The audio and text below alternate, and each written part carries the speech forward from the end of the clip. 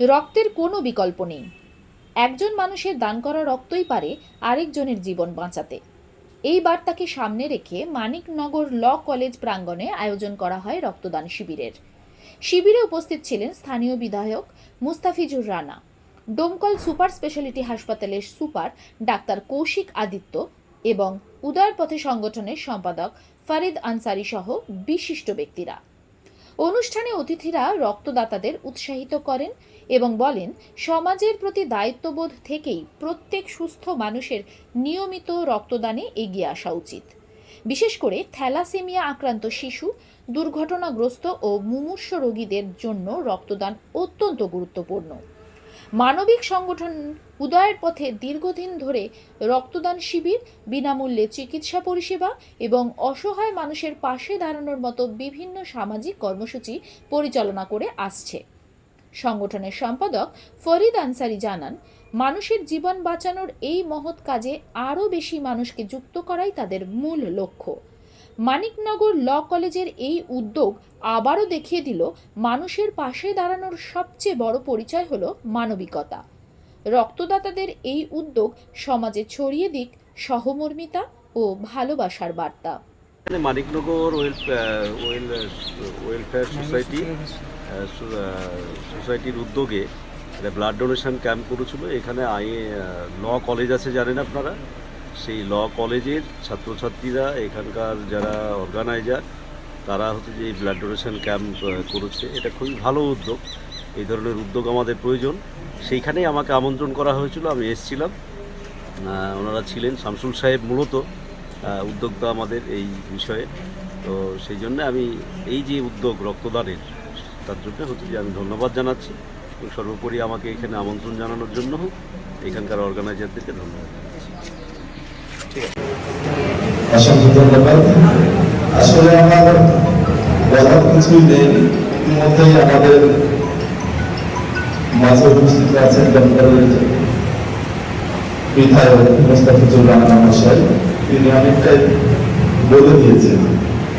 প্রকৃত অর্থেই আমরা দমকলবাসী দীর্ঘদিন পর একজন প্রকৃত অভিভাবককে পেয়েছি। আশা করছি তার মাধ্যম দিয়ে দমকলের সরকারি কাজের পাশাপাশি সামাজিক কাজও দ্রুত গতিতে এগিয়ে যাবে। সুষ্ঠু সমাজ গঠনের তিনিও তার ভূমিকা রাখবেন, বিশ্বাস আমি রাখি। তো রক্তদান ভীষণ জরুরি। আমরা সবাই জানি রক্তদান জীবনদান। আমরা যে এলাকায় বাস করি, দমকল সাব ডিভিশন এলাকায়, সেই দমকল সাব ডিভিশনে এই মুহূর্তে 400 অধিক থ্যালাসেমিয়া আক্রান্ত শিশুর বসবাস, যাদের প্রতি মাসে 1 ইউনিট করে রক্ত লাগে।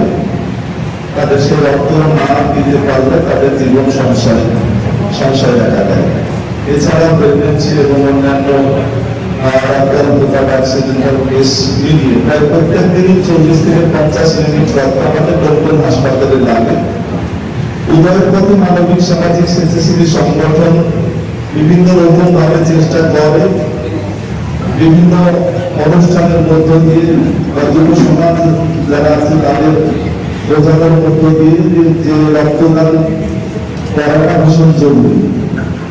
তো ভীষণ ভালো লাগছে যে মানিকনগর সোশ্যাল ওয়েলফেয়ার সোসাইটির উদ্যোগে দমকল কলেজে আজকে এই যে রক্তদান শিবিরের আয়োজন করেছেন আপনারা। বিশেষ করে ধন্যবাদ দেব শামসুল সাহেবকে এবং এখানকার যারা শিক্ষক মন্ডলী এবং এই কলেজের যারা স্টুডেন্ট, ছাত্রছাত্রী যারা আছে, বিশেষভাবে তাদেরকেও ধন্যবাদ দেওয়া উচিত। কারণ এখানে এসে দেখলাম ভীষণ স্বতঃস্ফূর্ত ভাবে শিক্ষকরা কাজ করছেন, ছাত্রছাত্রীরা রক্তদান করার জন্য এগিয়ে এসেছে এবং সহযোগিতা করছে সুন্দরভাবে, যাতে করে রক্তদান শিবিরটা সুসম্পন্ন হয়।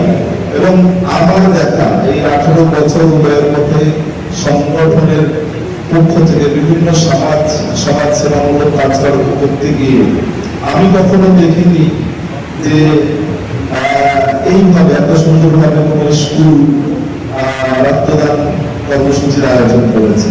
তারা যা মনে করেছে যে আমাদের যারা সহনাগরিক, মুমূর্ষু সহনাগরিক, তাদের রক্তদান করে আমাদের এই সমাজের মূল স্রোতে ফিরিয়ে আনাও আমাদের সামাজিক দায়িত্ব, এবং সেই দায়িত্ববোধ থেকেই যে স্কুল আজকে এই রক্তদান শিবিরের আয়োজন করেছে, এটা আমি অন্তর থেকে, হৃদয় থেকে তাদের সকলকে, যারা যারা এই কর্মকাণ্ডের সঙ্গে জড়িয়ে আছে, সকলকে আমি ধন্যবাদ জানাই হৃদয়ের পথে সংগঠনের পক্ষ থেকে। এবং আমি মনে করি আজকের এই নজিরবিহীন বা উল্লেখযোগ্য যে রক্তদান শিবির, সেটা আমাদের দমকলে যে 34খানা উচ্চ মাধ্যমিক স্কুল আছে, যেখানে 11-12 ক্লাসের ছাত্রছাত্রীরা অনেকেই 18 বছর পার করে যায়, সেই সকল স্কুলের ছাত্ররা, যারা প্রধান শিক্ষক বা অন্যান্য শিক্ষক মন্ডলী আছে, তারাও এই বিষয়টার উপরে জোর দেবে যে তাদেরও একটা করে বছরে রক্তদান করা, রক্তদান শিবির আয়োজন করা উচিত।